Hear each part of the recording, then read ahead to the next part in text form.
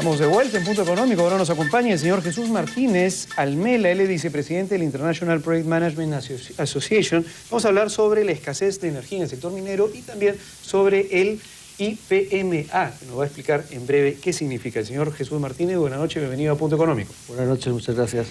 Empecemos primero con el tema de la escasez de energía en el sector minero. ¿Qué es lo que está pasando en el sector minero? No es un hecho aislado del Perú. La minería es un sector relevante en la economía mundial y aquellos países que tienen la fortuna de encontrar recursos no pueden desperdiciar la oportunidad. A medida que aumenta la población en el planeta, que aumentan las nuevas necesidades, bueno, pues parece que tenga sentido de que exista una tendencia a una mayor demanda del consumo, sobre todo en estos tipos de sectores. Ocurren muchas cosas, entre ellas que la energía no se utiliza adecuadamente. Hay mucho desperdicio, digamos, mucho uso ineficiente de energía. Así es, la energía de entrada, la ingeniería y la tecnología ha conseguido almacenar la energía que se genera.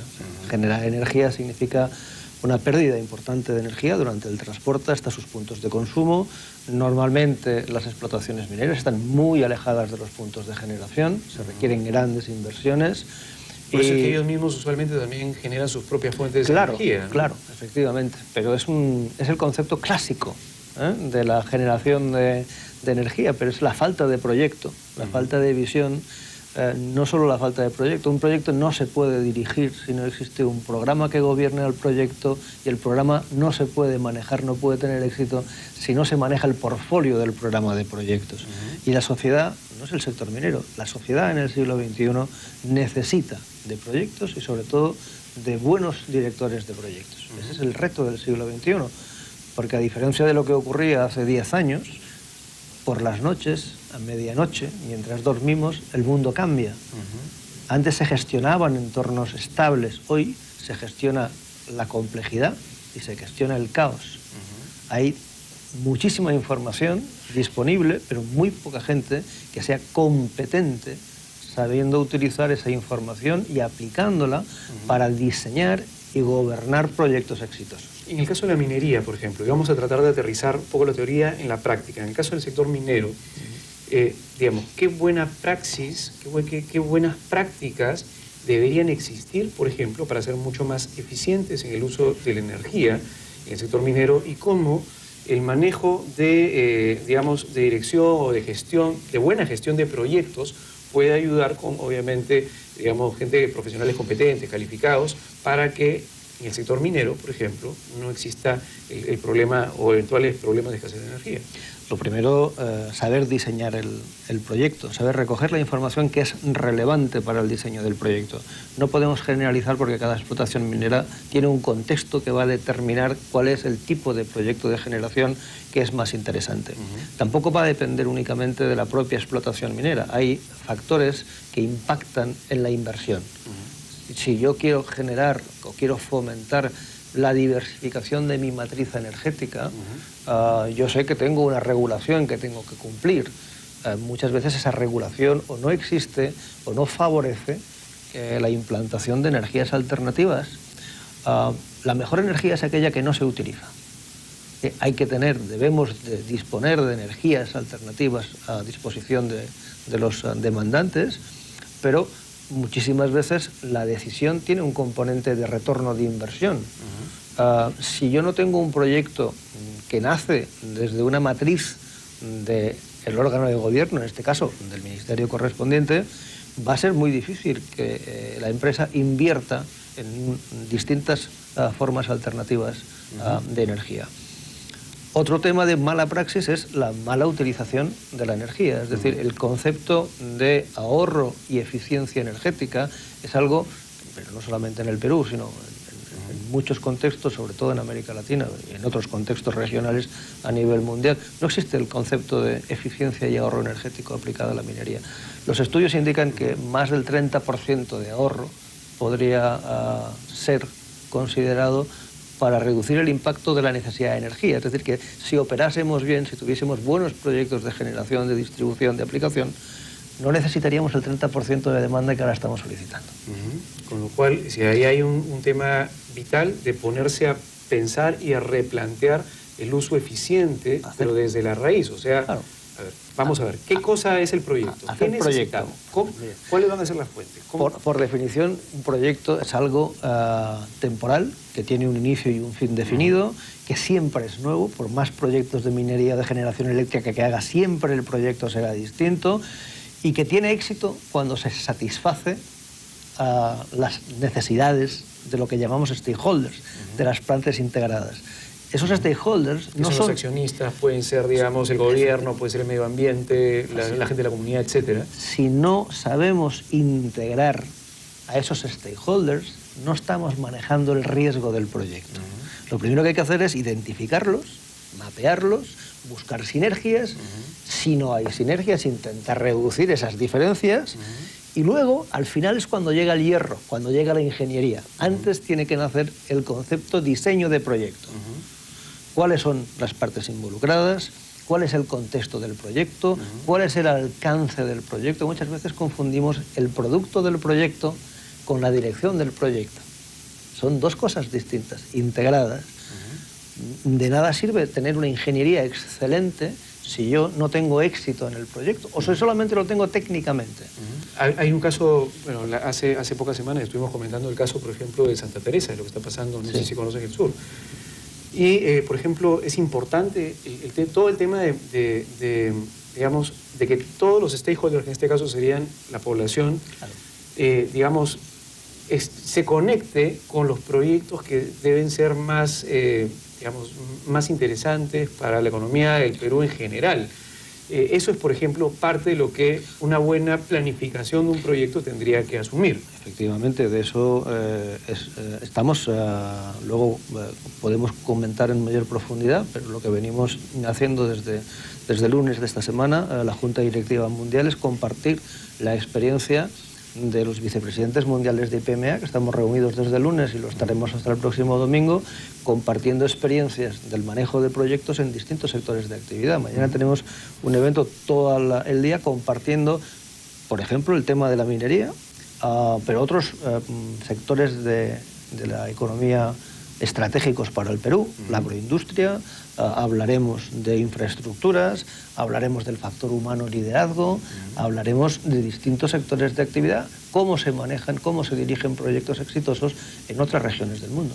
Ahora, cuando uno piensa en proyecto, no es que si el proyecto puede ser una cosa gigantesca, como hacer una mega hidroeléctrica en Brasil, como proyecto puede ser también hacer una, digamos... Tu plan de vida. Tu plan de vida es un proyecto. Exactamente, al final...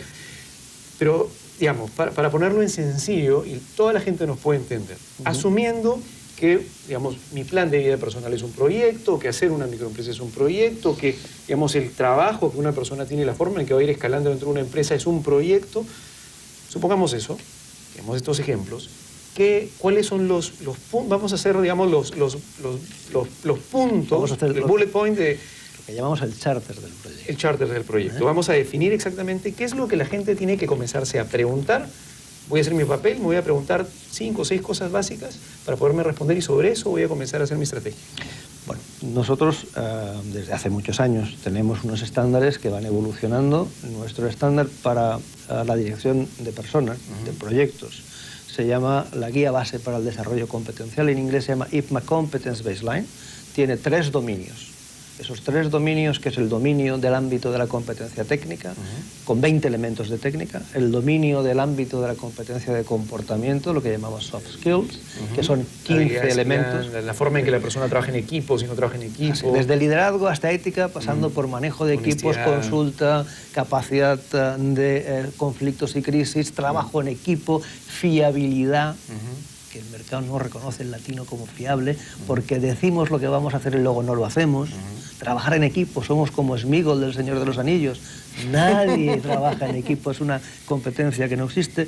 Y el último ámbito, el último dominio competencial es el contextual, que tiene 11 elementos. ¿Qué dice el modelo? Mire usted fundamentalmente tiene que ser un buen especialista, un buen técnico. Esos 20 elementos de competencia técnica usted debe de controlarlos y dominarlos muy bien. Sí, ahora, para poner un ejemplo, si quiero hacer un proyecto que tiene que ver con un tema de hacer una industria de zapatos, bueno, tengo que saber cómo hacer zapatos para comenzar. Efectivamente, pero ahí tiene que complementar su habilidad de ingeniería de calzado, de ingeniería de producción, con las habilidades técnicas para la dirección, para el diseño, de ese proyecto técnico. Ahora, ¿dónde hago la fábrica de calzados?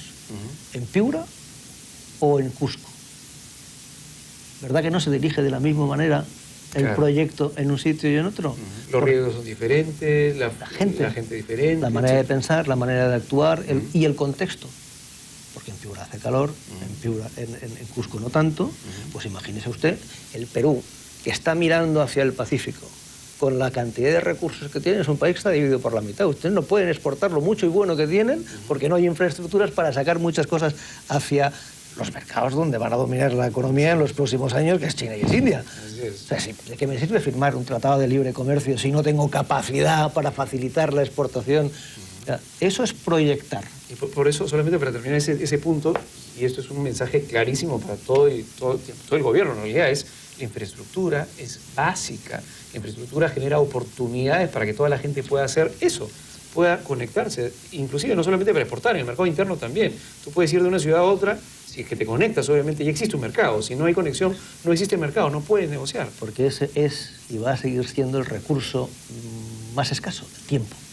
Y los latinos tampoco entendemos lo del reloj. Una vida muy relajada, claramente la latina. Ok, pero seguimos con el esquema de... Pues si seguimos con el esquema, lo más importante para que un proyecto pueda tener éxito y sobre todo tenga sustentabilidad. Aparece otro concepto que hasta hace poco tiempo no existía, que es el ciclo de vida del producto del proyecto. Hasta el final de mi vida útil.